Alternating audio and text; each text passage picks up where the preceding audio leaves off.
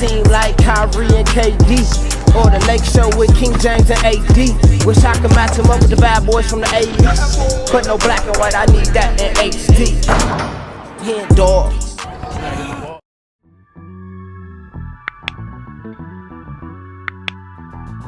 Yo, what's good, y'all? It's your boy Hendawg, and we back to it. You know how we do it.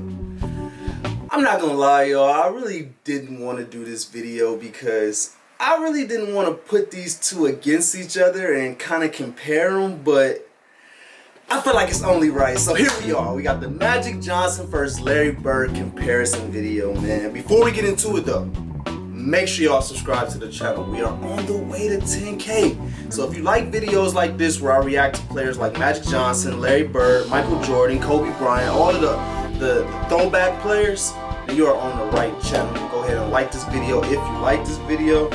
And go ahead and write something in the comments. Let me know. Who are you picking? Magic Johnson or Larry Bird? I know it's a tough question. I know it is. The Bird gang is going to for sure pick Larry Bird. And my Laker people is going to for sure pick Magic Johnson. I already know it, but I don't even really want to just, want y'all just to answer the question and that be it. I want y'all to really tell me why you think that Larry Bird is the better player or Magic Johnson is the better player. Like, I know Magic Johnson is the best point guard of all time. I know that Larry Bird is the best small forward of all time. But if you had to pit them against each other, who would you say is the best? I'm not sure. Somebody write in the comments what was their record, their finals record against each other. I want to say Magic came out on top. I think Magic had the better record, but I don't know, man. Let's get into this video. I don't even want to do too much talking. I'm sure this is going to be a very good video, so let's get into it. We got the Magic Johnson versus Larry Bird. Who's the greater legend? It's going to be a good one, man. Let's get it. Oh, and it start with Kobe? And the video start with Kobe? Let's go. Steph and Bron, they cool. Then we got the GOAT. Not my GOAT, the GOAT. It's a difference. In this versus series, we take a look at two greats of basketball history as we analyze their skills, achievements, and career totals, ending with a conclusion on who is the greater basketball player overall. Today, our matchup is the man known for his magic on the court, Earvin Johnson, versus Larry legend, Larry Bird. Okay. Both legends spent the entirety of their career with one of the most prestigious franchises of NBA history. That's one thing I think that's super dope about these two players is, yeah, they both only play for one team. So I like to throw Kobe in there a little bit, And Jordan kinda, if you don't want to count those Wizard days, you don't have to, I feel like, but even more so, he played for another team, so you got to scratch him out. Larry Bird, Magic Johnson, and Kobe Bryant was three superstar Hall of Fame players that only played for one team. That didn't happen. Let me know if it's somebody else out there that you can kind of do that with. Karl Malone maybe? No, he played for the Lakers, damn. Who is another superstar Hall of Fame player that only played for one team? Let me know in the comments. Magic played 13 seasons with the Los Angeles Lakers, and Bird played 13 seasons with the Boston Celtics. They both played 13 Magic seasons? was a 6'9" point guard who weighed around 215 pounds. Larry was a 6'9" small forward / power forward who weighed around 220 pounds. The same build? Two men who were each accredited with saving the NBA in the 1980s. Two men who each have an argument of being the greatest player of their era. We'll compare these two greats with 5 major categories, which sometimes vary in categories depending on positions and play styles. In this video, for these two icons of basketball, the categories are scoring, facilitating, rebounding, defense, and accolades. First off, scoring.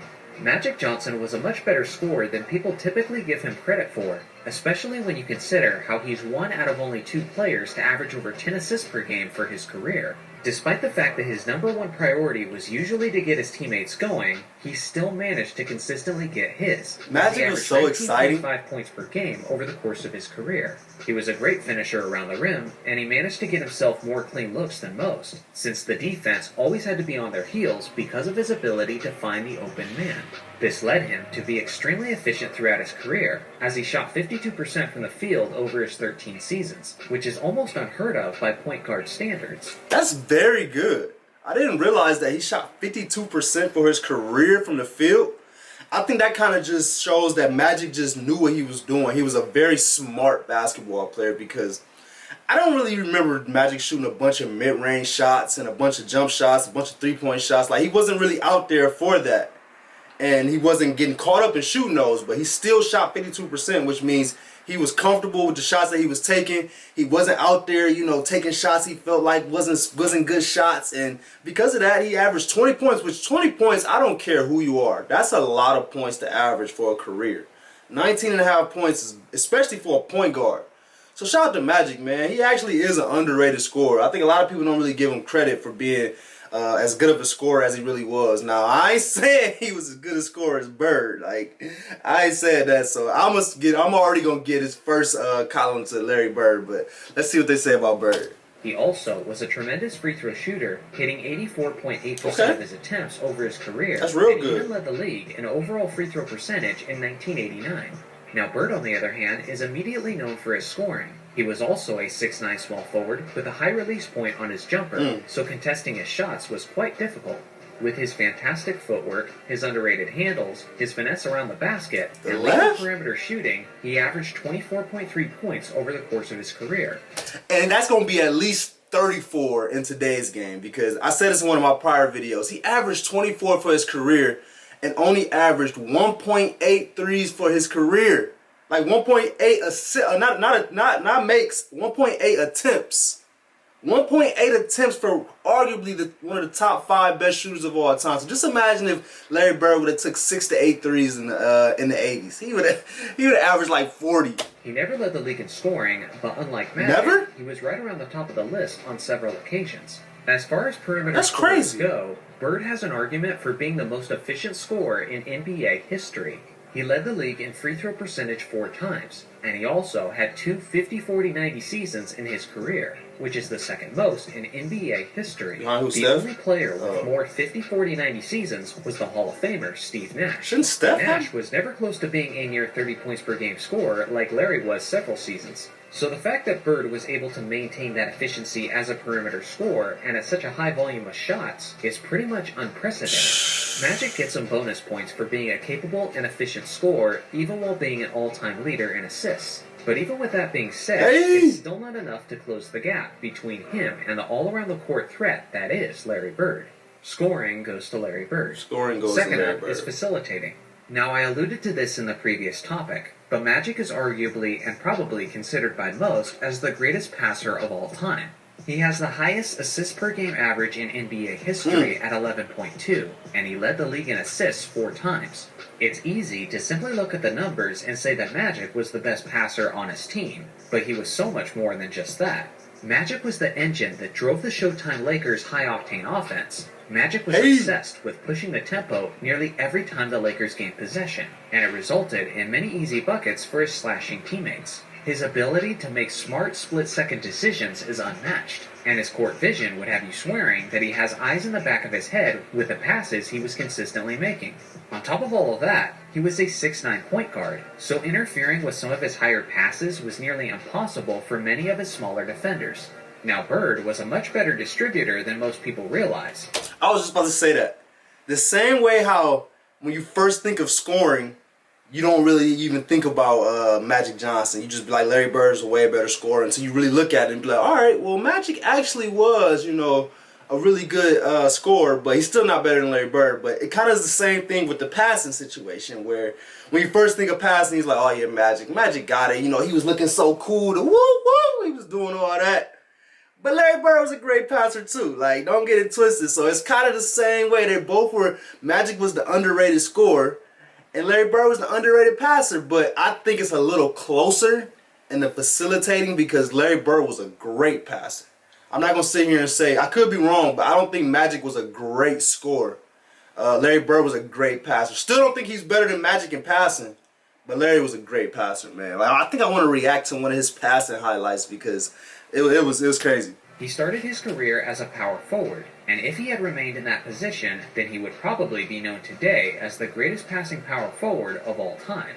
He shared a similar ability to Magic in terms of their incredible court vision, and he's been praised by Magic on numerous occasions for that exact skill. He averaged 6.3 assists on his career, averaging as high as 7.6 in 1987. 7.6 is a lot of assists. He was usually one of the assist leaders of the league, but he was consistently among the leaders at his position. The same way Magic got bonus points in the scoring category, Bird also gets bonus points in the facilitating category, as it was remarkable that Bird assisted his teammates as often as he did, when you consider the fact that Bird chose to shoot the ball nearly 50% more often than Magic Johnson did. Still, unless you're a gold medalist in mental gymnastics, facilitating clearly has to go to Magic, as his incredible ability to make his teammates better is simply one of a kind. I agree. So, I forget, I don't know who said the phrase, but I always got to talk about it because it's so interesting to me. But they said that Magic Johnson, he would make a simple pass look tough. Like, it would really just be an easy pass he could have made, but he would make it look so much better than what it was. Where on the opposite end, Larry Bird would make a tough pass look simple, where you won't even realize that it was that tough of a pass because of the way Larry Bird would make it look very simple. But they both would be super great passes. But I just think that's so interesting how obvious they were, but still just very efficient and great at what they do. But I got a question for y'all. Which team would you say was better? Like, the whole time, the whole 13 years that they were there, who would you say had the better teams? Larry Bird or Magic Johnson? Because I think that kind of helps with, the facilitating and the assists per game. Like, would you say the Lakers had more Hall of Famers or more better players than the Celtics did? I don't know. I really don't know. Like, I feel like it's really close. Like, just how this comparison is close, I think the level of their teammates were also close. But let me know in the comments which player had the better team over the course of their career. Let me know. Third up is rebounding.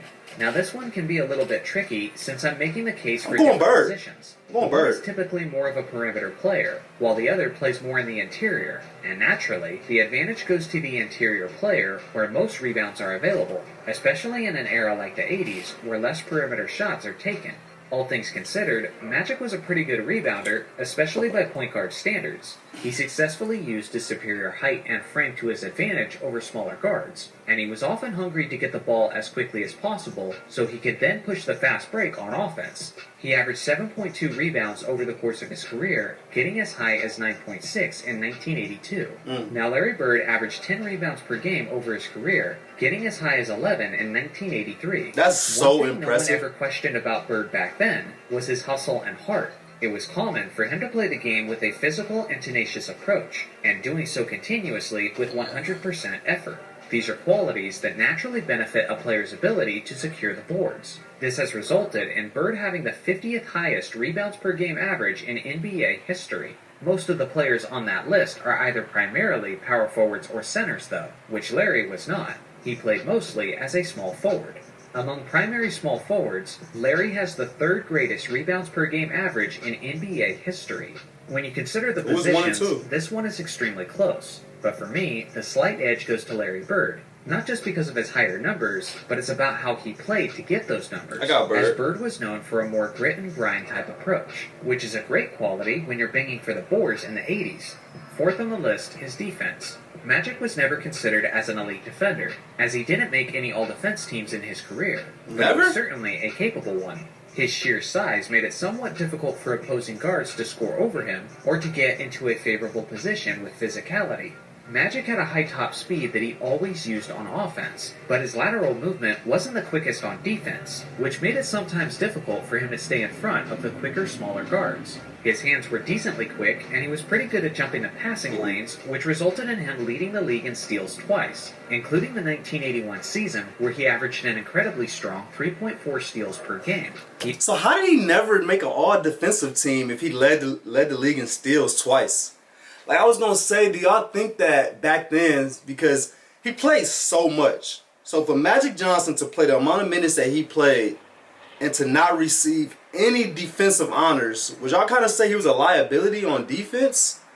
Where teams kind of going at Magic a little bit? Because it would only make sense, because how could you be out there so much, average that many amount of steals, but still not be an all-defensive player? Like, let me know about this. Like, what was going on with Magic on the defensive end? Like, it's really no excuse, especially back in the 80s where, now I get it. James Harden and these different type of players, it's like you're going to just try to outscore teams. You're going to try to be 130 to 130 and not really care about defense. But in the 80s, it wasn't like that. It was a lot more gritty and grind, and You gotta play defense. The score gonna be 80 something to 80 something. So how was Magic Johnson able to be out there and not be a defensive player? Let me know. He also averaged 1.9 steals over the course of his career. That's impressive. Although he didn't have a strong vertical leap and was never a good shot blocker, as he only averaged 0.4 blocks over his career and never averaged at least one per game in a season, which is pretty surprising considering his height and length advantage over almost every opposing guard. Larry was probably really wasn't slow, and he guarding wasn't the guard, most quick or athletically gifted player, but I do think he's somewhat of an underrated defender compared to how he's perceived by the general public. The Boston Celtics were a consistently elite defensive team, and Bird's high basketball IQ was a significant help in that area. Bird made 3 all-defense teams and averaged 1.7 steals and 0.8 blocks over his 13 seasons. Bird could be a bit of a pest on defense, as his effort and tenacious attitude was never lacking. Due to his slower and less athletic frame, it wasn't uncommon for him to need help defensively if he was guarding some of the athletic and talented wings in the league, like Michael Jordan and Dominique Wilkins, for example. With that being said, Bird was good at communicating with his teammates, trapping offensive players and forcing turnovers as a result. This one is somewhat close, but at the end of the day, Bird has the slightly better individual defensive numbers, he's the more accomplished defensive player, and he was the team leader of the consistently better defensive team throughout the decade. Defense goes to Larry Bird. And one thing I want to say about this is it just goes back to toughness and, and grit and, hard work, because Larry Bird was not more athletic than Magic. I mean, I'm not saying that Magic was super athletic. He wasn't, but I would say that he was probably a little bit more athletic than Larry Bird. But the mindset that Larry Bird had is the reason why he's a better rebounder than Magic and defensive player than Magic. Like, he didn't just wake up and automatically be a better defender or rebounder than Magic, but the way he played, like, he got both of he won both of those rounds just because of the way he played and how hard he played. So yeah, that's the teaching point for this video, is you don't have to be the most athletic, you don't have to be the fastest, you don't have to, you don't have to be the biggest, the strongest. Like, if you just work hard, if you have that mindset that I'm gonna go out there, I'm gonna get me 10 rebounds, I'm gonna get me 2 steals, I'm gonna go get some hustle play. Like, that was the mindset Larry Bird had, where it sounds like Magic didn't have that mindset. And because of that, Larry Bird is the better rebounder and defensive player. Last on the list of categories is accolades, and both of these legends had a ton of Magic might get this one. Johnson won 5 NBA championships, 3 Finals MVPs, and he won 3 League MVPs. He made 12 All-Star teams and 10 All-NBA teams. He was a 4-time assist champion and a 2-time steals champion. In his 13 seasons, he averaged 19.5 points, 7.2 rebounds, 11.2 assists, 1.9 steals, and 0.4 blocks on 61 true shooting percentage. Larry Bird won 3 NBA championships, 2 Finals MVPs, and 3 League MVPs. He made 12 All-Star teams, 10 All-NBA teams, and 3 All-Defense teams. He was also the 1980 Rookie of the Year and was a 2-time 50-40-90 player. It's close, y'all. It's he close. averaged 24.3 points, 10 rebounds, 6.3 assists, 1.7 steals, and 0.8 blocks on 56.4 true shooting percentage. Based on this list, I think Magic has the slight advantage on accolades. Yeah, I give Magic as far as how these players compare as a whole, as usual, it's extremely close. And the only reason I'm picking between these two is because I have to for the sake of the series. Facts. But for myself personally, Larry Bird is the more complete player and ranks higher on my all-time list. I think most people rank Magic slightly higher because of his edge in championships over Bird. But you have to also consider that basketball is a team sport, and although both legends were blessed with a tremendous supporting cast, also keep in mind that the East was definitely the stronger conference throughout the 80s, which meant it was even more difficult for the Celtics to get to the NBA Finals in the first place.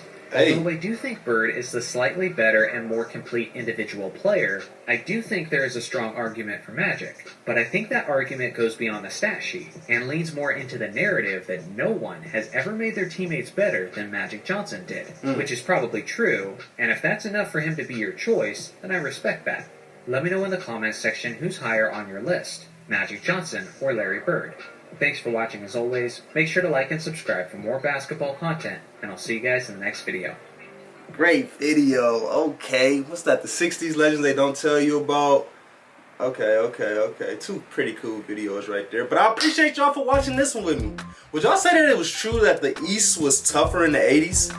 I would have never guessed that. Who was that, like the Sixers and the Pistons and the Pacers? I don't know if the Pacers was good. Like, let me know if that fact is true. But I appreciate y'all for watching this video with me.